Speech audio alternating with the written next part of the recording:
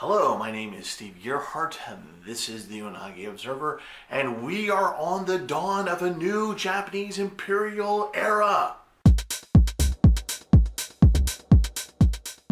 If you've been watching the news, you know that there's a big deal coming up on May 1st, and it is going to be the new imperial era.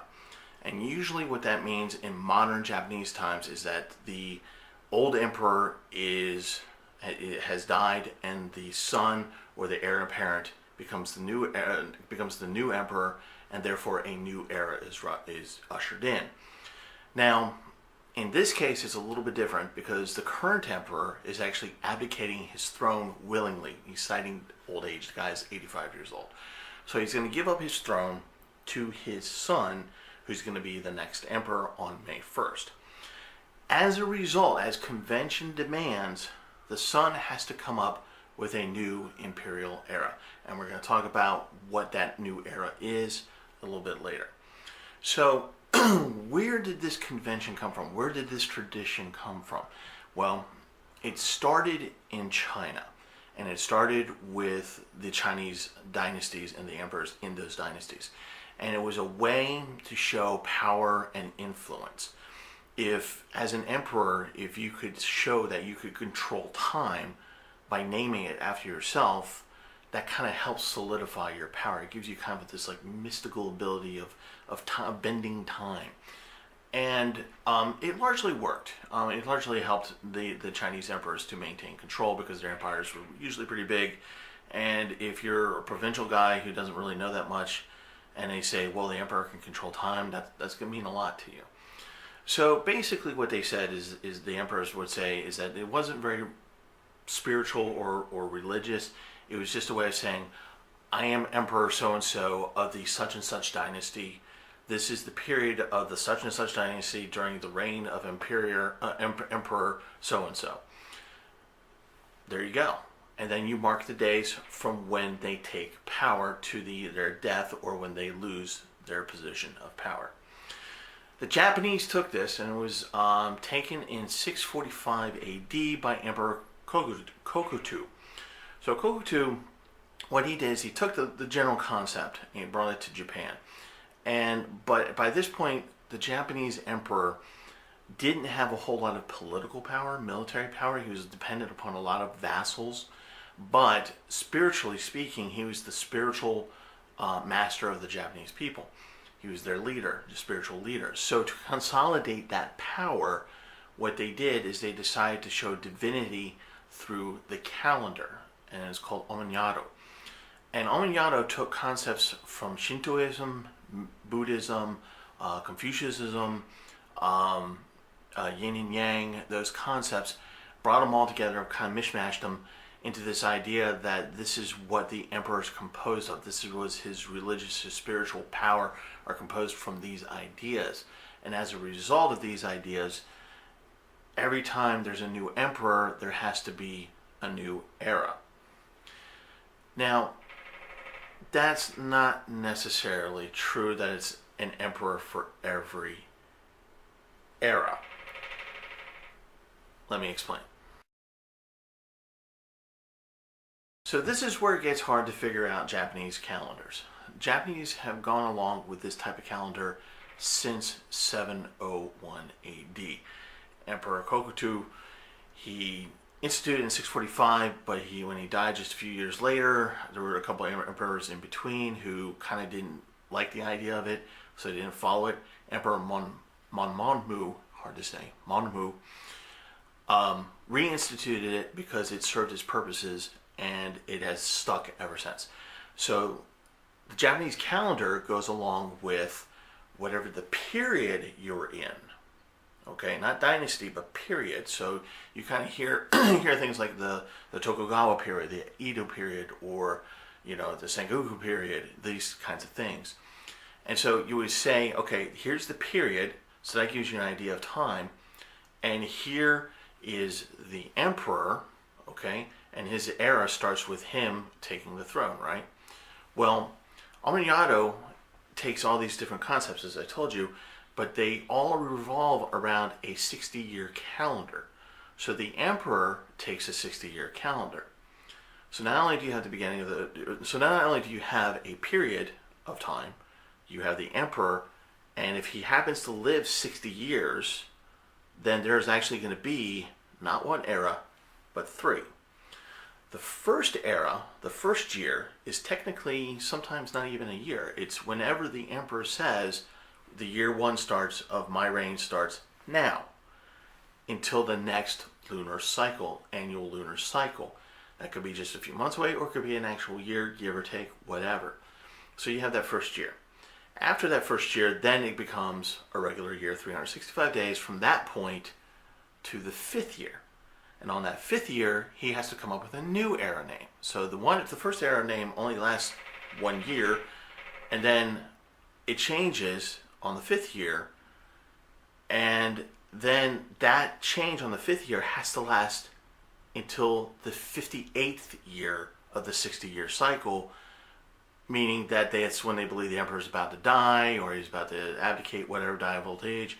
And then his lasting legacy is the one last era name that he gives. And the importance, and that's why the era name is so important, is that it defines the emperor and his spiritual power.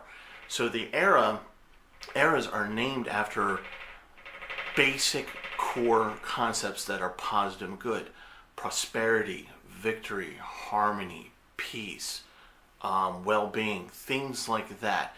And they're usually 2 kanji letters, and that's it. Sometimes they're up to 4, but usually it's just 2.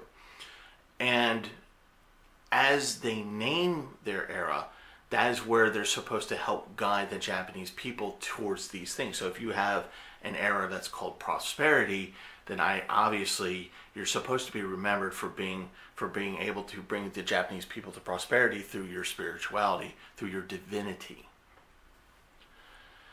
But of course, it screws up the calendar like you would not believe. So now you have a calendar that's going on for a few centuries in Japan where you have to know people's names. Is basically what it comes down to. So you have a period, you have an era, and then you attach how many years to those different eras, and that's how you figure out how long ago something happened or what the current date is. So it's not unusual for people to stop at that time and stop and have to go, what day is it? It's Imperial, it's Emperor so-and-so. It's the second era, the 60-year cycle, and we're 10 years after the 5th era name. So it's this date. Literally, that's what you have to do to figure out what day it is if you don't actively keep track of the days. So for those of us in a Gregorian calendar, this seems like a really onerous thing, and it is. When you look at, I've studied Japanese history, so when you look at documentation, you really have to understand what period and what emperor you're looking at, and you have to have a calculator so you can figure out the dates. It can be very confusing. So, do they still use it? Do they still use that calendar? Yes, they do. Hard to believe, but they do. As of 1975, only 25% of the Japanese nation actually follow the Gregorian calendar. Now that's reversed. It's more like 85% follow, 85 to 90% follow the Gregorian calendar, but because the emperor is considered the ultimate spiritual authority, it is embedded in documentation and law and things like that.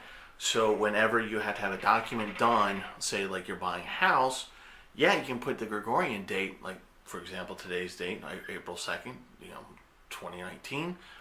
But then you're going to have to put it in to the era, Imperial era name. So you're going to have to go the emperor's name, the current Imperial era, and then the date. They still do it. It's tradition. It's what they do. But I know, right? So as Japan in the past, as we're talking about the 1500s, 1600s, as they become more and more in touch with the Western world, they realize that they're going to have to deal with the Gregorian calendar in addition to their own, and they're realizing like how onerous it is for the people that they trade with to try and figure out when the date is and when future dates will be and things like that.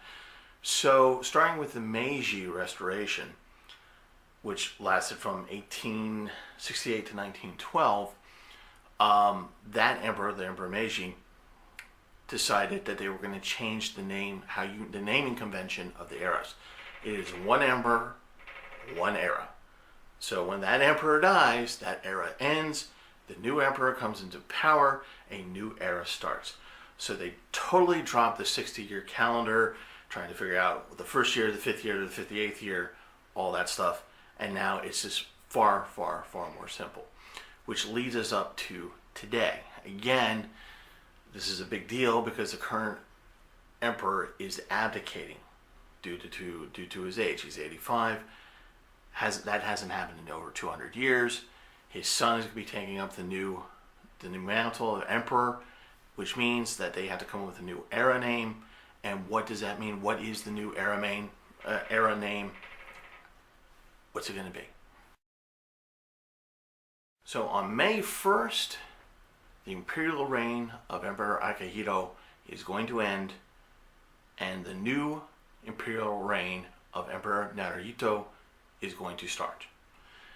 That means that the imperial era under the previous emperor is now over. So the new emperor has a new imperial era that he has to present to the people, and it has to present a name. And that name is going to be called Reiwa. It's two kanji symbols, Rei and Wa. Now, this concept, I'll explain what those are, comes from a poem called the Manusho. And the poem is from the 8th century, and it's entirely Japanese. In previous imperial eras, there's some note of Chinese influence in the naming convention. This is the first time in a long time that an imperial era for Japanese emperors is totally Japanese. This is a total Japanese concept. And it's a total Japanese name, lettering, the whole 9 yards. And that's important for this new emperor. What this new emperor is basically saying, my order, my spiritual guide for the Japanese people is to achieve this effect through these means. And that's hence the name Rawe, or Reiwa, sorry. So the two kanji symbols basically mean the following. Rei is kind of like command or order. Wa is more along the lines of peace and harmony. So the idea for the Japanese people with the new emperor, Emperor Naruhito, is that he's going to help them spiritually guide them to to peace and harmony by way of command and order. In other words, he wants the Japanese people to be orderly, to follow the commands of the government, so that they can enjoy peace and harmony. That's the idea behind it. And that's why this is so important, because people are going to look at this and go design their lives around these concepts. Remember, these are people that believe in Buddhism, Shintoism. They're not necessarily Christian, so the way that their mores look, it depends on a lot of different things, and this is one of those things. So this naming convention is so important. So why are they releasing it a month ahead of time? Well, as I said earlier, the government uses the calendar where the naming convention of the period that, or the emperor's name and his era name.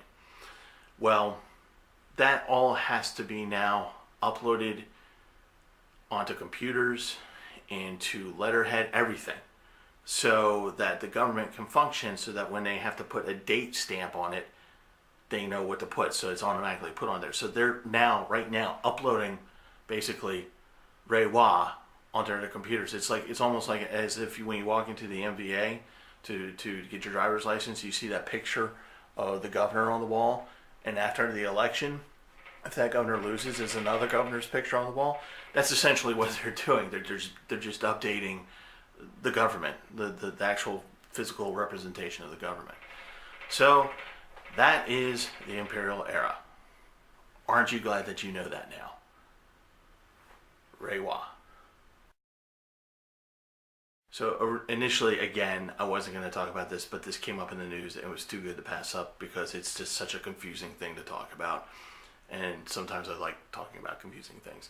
Anyway, What's not confusing is my name is Steve Gearhart. This is the Unagi Observer. Thank you so much for watching. If you like this video, as confusing as it is, please like it. And if you like what I'm doing here, please subscribe. I would love it if you subscribe. I promise I will not, date stamp it in a non-Gregorian way. Anyway, hopefully next week I will give you the video that I've been trying to give you for the past 2 weeks. All right, thanks again for watching.